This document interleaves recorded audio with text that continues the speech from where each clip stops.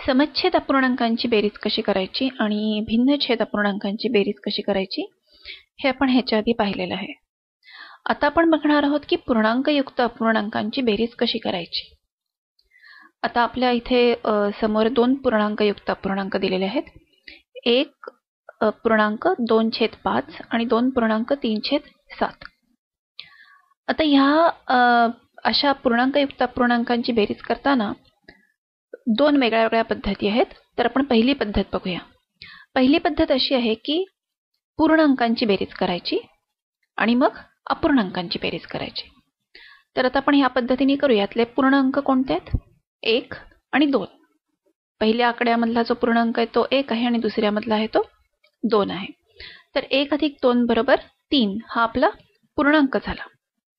आता आपल्याकडे अपूर्णांक पण आहेत. कोणते? 2/5 आणि 3/7. मग आपण आता या अपूर्णांकांची वेगळी बेरीज करूया. 5 आणि 7 असे छेद आहेत म्हणजे त्यांचा लसावी आला 35. आता लसावी 35 आल्यानंतर आपण काय करणार की ह्या दोन्ही अपूर्णांकांचे सममूल्य अपूर्णांक काढणार की ज्यांचा छेद 35 आहे. तर 2/5 चा सममूल्य अपूर्णांक आला 14/35. अंशाला आणि छेदाला आपण 7 ने गुणलं. 3/7 चा सममूल्य अपूर्णांक आला 15/35 कारण अंशाला आणि छेदाला आपण 5 ने गुणलेला आहे. आता हे आपल्याकडे आले दोन समच्छेद अपूर्णांक. त्यांची आपण बेरीज केली. 14/35 आणि 15/35. 14 आणि 15 ची बेरीज येते 29. छेद तोच राहिलेला आहे म्हणजे या दोन अपूर्णांकांची बेरीज झाली 29/35. मग आता आपला पूर्णांक आहे 3 आणि म्हणजे पूर्णांकांची बेरीज आहे 3 आणि अपूर्णांकांची बेरीज आहे 29/35 म्हणजे आपलं उत्तर आलं 3.29/35. आता आपण बघूया की असे जे पूर्णांकयुक्त अपूर्णांक असतात यांची बेरीज करण्याची अजून एक पद्धत कोणती आहे. ही पद्धत कोणती होती? आपण पूर्णांकांची बेरीज केली, अपूर्णांकांची बेरीज वेगळी केली आणि मग ते दोन्ही एकत्र केले. आता दुसऱ्या पद्धतीमध्ये आपण काय करतो की आपल्याला माहिती आहे पूर्णांकयुक्त अपूर्णांकांचे अपूर्णांक करता येतात का? करता येतात. तर पूर्णांकयुक्त अपूर्णांकांचे आपण अंशाधिक अपूर्णांकामध्ये रूपांतर करू शकतो. मग दुसरी पद्धत अशी आहे की पूर्णांकयुक्त अपूर्णांकांचं आधी अंशाधिक अपूर्णांकात रूपांतर करायचं आणि आपल्याला माहिती आहे अंशाधिक अपूर्णांकांची बेरीज आपल्याला करता येते. मग तशी आपण ती बेरीज करायची आणि मग जे बेरजेचं उत्तर येईल त्या उत्तराचं पुन्हा रूपांतर करायचं कशामध्ये? पूर्णांकयुक्त अपूर्णांकामध्ये. आपण आता हे उदाहरण घेऊन बघूया. आता हे जे दोन अपूर्णांक आहेत 1.2/5 आणि 2.3/7 ह्याचे अंशाधिक अपूर्णांक कसे होतील?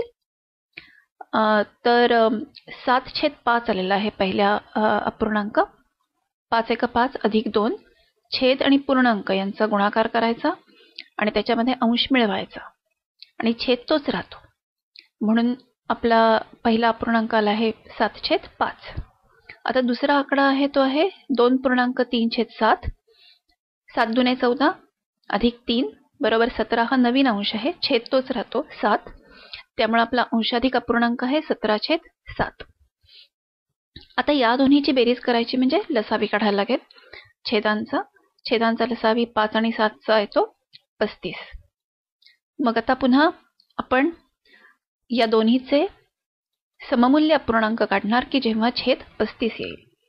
मग 7/5 चा सममूल्य अपूर्णांक आहे 49/35 कारण अंशाला आणि छेदाला 7 ने गुणलाय. 17/7 चा सममूल्य अपूर्णांक आहे 85/35 कारण अंशाला आणि छेदाला 5 ने गुणलाय. मग आता या दोन्हीची बेरीज करूया.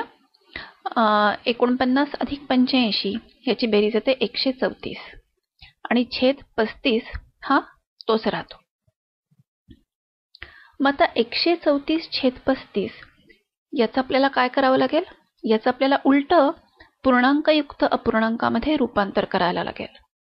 मग कसं करणार? 134 ला 35 ने भागायचंय. आता आपल्याला 35 चा पाढा येत नाही पण आपल्याला 30 चा पाढा येतो आणि 5 चा पाढा येतो. दोन्ही पाढे सोपे आहेत 30 आणि 5. इथे खाली लिहून दाखवलेत. मग 30चा पाढा आणि 5चा पाढा यातल्या आकड्यांची बेरीज केली की आपल्याकडे येतो 35चा पाढा. तर हा झाला 35चा पाढा. 35 त्रिक येतात 105 म्हणून 35 त्रिक 105 केले. 134 मधून 105 वजा केले की खाली उरते बाकी 29. आता आपल्याला माहिती आहे की जेव्हा आपण पूर्णांकयुक्त अपूर्णांक लिहितो तेव्हा जो भागाकार आलाय म्हणजे भागाकाराचं उत्तर 3 आलाय तो होतो आपला पूर्णांक. जी बाकी आहे 29 ती होते अंश आणि छेद 35 तसाच राहतो. म्हणजेच आपलं उत्तर आलेलं आहे 3.29/35. तर ही आपली होती दुसरी पद्धत. इथे आपण काय केलं, अंशाधिक अपूर्णांकामध्ये आधी रूपांतर करून घेतलं, मग अपूर्णांकांची बेरीज केली आणि जे उत्तर येतं त्या अंशाधिक अपूर्णांकाचं पुन्हा उलटा पूर्णांकयुक्त अपूर्णांकामध्ये रूपांतर केलं. आता आपण एक गणित सोडवणार आहोत. इथे प्रश्न दिलेला आहे की मीनाने 2 किलो पेरू, 1.5 किलो म्हणजेच 1.1 किलो मोसंबी आणि 3/4 किलो संत्री आणली म्हणजेच 3/4. तर तिने एकूण किती वजनाची फळं आणली. आता आपल्याला बेरीज कशाची करायची. आपल्याला बेरीज करायची 2 हा आपला पूर्ण अंक आहे आणि दुसरा अंक आहे 1.1 म्हणजे हा आपला आहे पूर्णांकयुक्त अपूर्णांक आणि पुढचा आकडा आहे 3/4 म्हणजे हा आपला अपूर्णांक आहे. तर असे आपले 3 वेगवेगळ्या प्रकारचे अंक आहेत की ज्यांची आपण बेरीज करणार आहोत. मग आपण काय करूया, पहिल्यांदा आपण सर्व पूर्ण अंकांची बेरीज करूया. आता या बाबतीत कोणते कोणते पूर्णांक आहेत. 2 आपला पहिला अंक हा पूर्णांक आहे आणि दुसरा जो पूर्णांकयुक्त अपूर्णांक आहे त्यातला 1 हा पूर्णांक आहे म्हणजे 2 + 1 बरोबर झाले 3.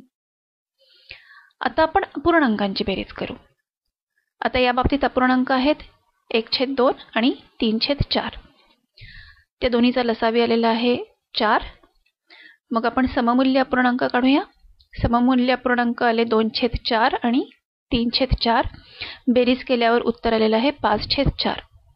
आता 5/4 हा कसा अपूर्णांक आहे, तर हा अंशाधिक अपूर्णांक आहे.